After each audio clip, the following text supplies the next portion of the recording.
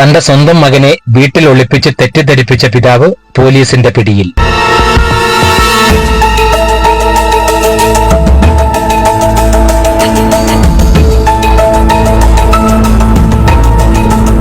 പതിമൂന്ന് വയസ്സുള്ള ആൺകുട്ടിയെ പിതാവ് വീടിന്റെ ടെറസിൽ ഒളിപ്പിച്ച ശേഷം കുട്ടിയെ കാണാനില്ല എന്ന പരാതി നൽകി പോലീസിനെ തെറ്റിദ്ധരിപ്പിച്ചു. ഒടുവിൽ പിതാവ് പോലീസ് പിടിയിൽ. ചെറിയ വെള്ളുന്നല്ലൂർ റോഡ് വിള ദാറുൽ സലാമിലെ നിസാറാണ് അറസ്റ്റിലായത്.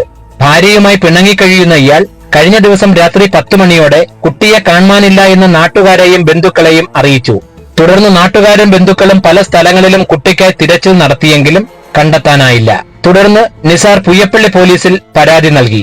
പരാതിയുടെ അടിസ്ഥാനത്തിൽ പോലീസ് രാത്രി 4 മണിവരെ നടത്തിയ അന്വേഷണത്തിനൊടുവിൽ കുട്ടി വീടിന്റെ ടെറസിന്റെ മുകളിലുണ്ടെന്ന് മനസ്സിലാക്കി.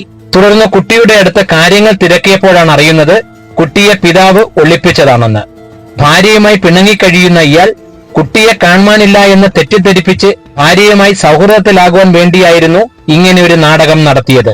പോലീസ് വിശദമായ ചോദ്യം ചെയ്തതിൽ പ്രതിയായ നിസാർ കുറ്റം സമ്മതിക്കുകയും ചെയ്തു. പോലീസിനെ തെറ്റിദ്ധരിപ്പിച്ചതിന്റെ പേരിൽ നിസാറിനെതിരെ പോലീസ് കേസെടുത്തു.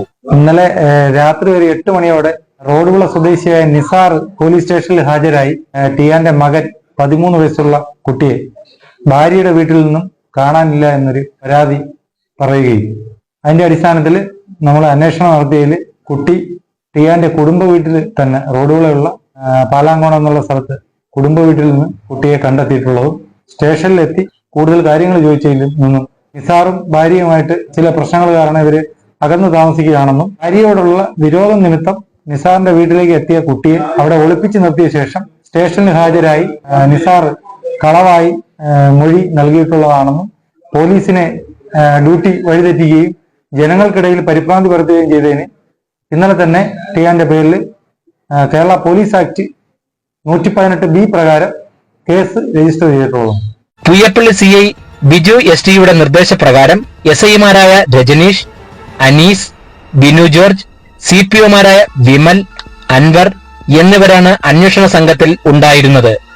News bureau, face to face media, Kollam.